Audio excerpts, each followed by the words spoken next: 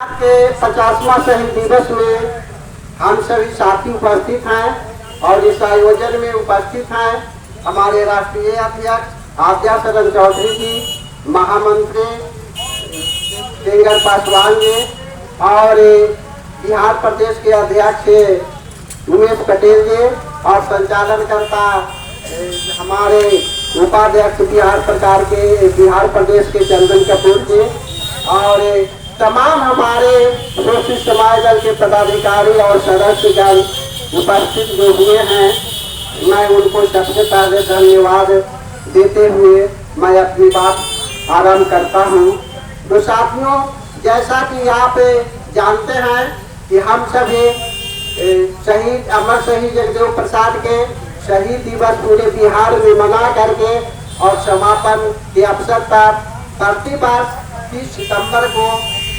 पटना में हम लोग धरना देते हैं और राज्यपाल के समक्ष जितने भी प्रदेश के जन समस्या है उसको ज्ञापन हम लोग सौंपते हैं। तो साथियों, कहना यह है कि आज बिहार विषम परिस्थिति से गुजर रहा है। जैसा कि आप ने सुना और कुछ साथियों ने देखा भी कि नवादा जिले में जो आगजनी हुई, 80 घरों को जलाया गया, उनके छात्रों को उजाड़ा गया और महिलाओं बच्चों के साथ मारपीट की घटनाएं जो घटी, इस पर सरकार आप देख रहे हैं कि गंभीर नहीं है।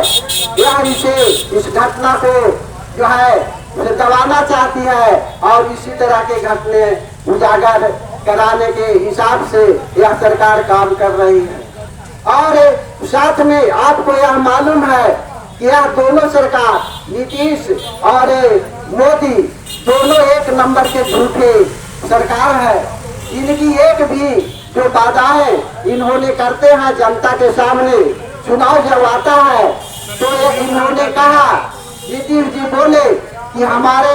बिहार के नौजवान जो है दूसरे प्रदेश में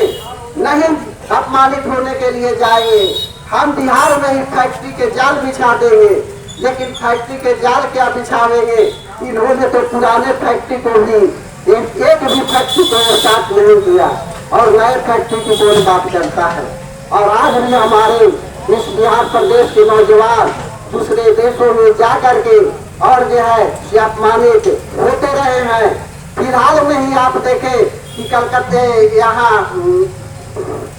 बंगाल में बिहारी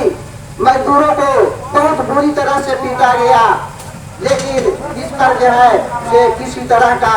नजर नहीं दौड़ाए, इसको भी नजरअंदाज करके ये लोग जो है से काम करते हैं, अपनी कुर्सी को बरकरार रखना चाहते हैं।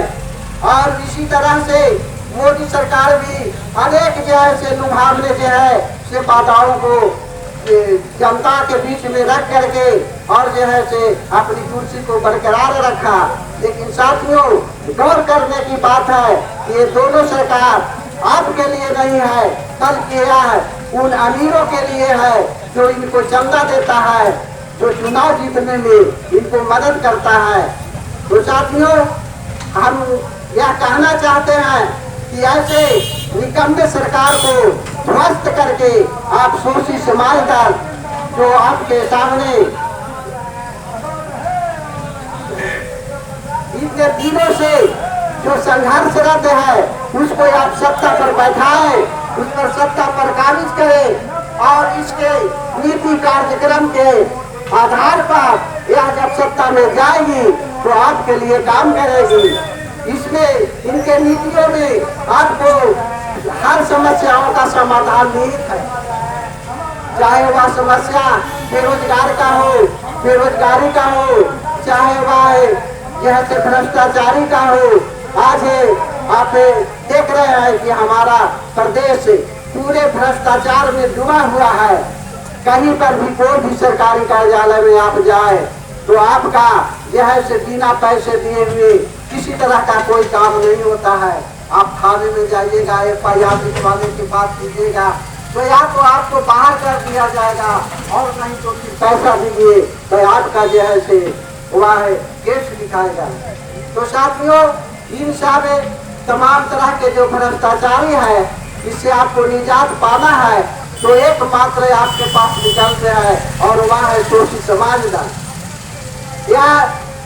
बात इसलिए कही जा रही है कि इसी के पास लिखित रूप से सिद्धांत है, वक्तव्य कार्यक्रम और विधान है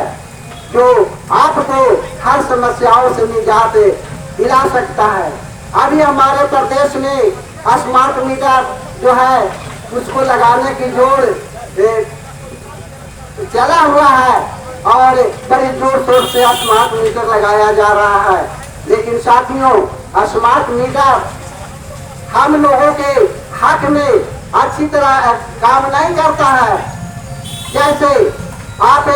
उसमें जैसे पैसा डालते हैं और पैसा डाले और पैसा जब खत्म हो गया तो उसका सूचना भी सही तौर पर उससे नहीं मिलता है और पैसा डालने के बाद जो अगर सर्वर डाउन रहता है तो उसके पास पैसा नहीं पहुंचेगा और आपके घर में लाइट नहीं आएगा। आप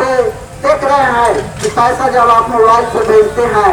तो 3-4 दिन तक उस व्यक्ति को प्राप्त नहीं होता है, वह सर्वर की गड़बड़ी से होता है। तो साथियों, इस तरह से यह अच्छी चीज नहीं है, इसलिए इसका जो है से विरोध होनी चाहिए। और कई तरह की समस्याएं, अनेकों समस्याओं का जो है से समाधान जो है यह सरकार करना नहीं चाहती है। यह अपनी कुर्सी को बरकरार रखने के लिए हर तरह के यह हथकंडे को अपनाता है और कुर्सी पर बरकरार रहता है। तो साथियों, ऐसे सरकारों से, ऐसे नेताओं से आपको सावधान होने की जरूरत है और शोषित समाज दल के साथ में आकर के इसको सत्ता में बैठाइए और तभी आप सुख चैन से आप जी सकते हैं। और हमको इस सभा को समाप्त करना है 4 बजे और मैं यह आपसे कहना चाहता हूँ कि इस सभा के लिए जो सहयोग अभी तक नहीं जमा कर पाए हैं जो साथी, वो सहयोग जमा कर दें और जो सहयोग आया है इसको हम आपके सामने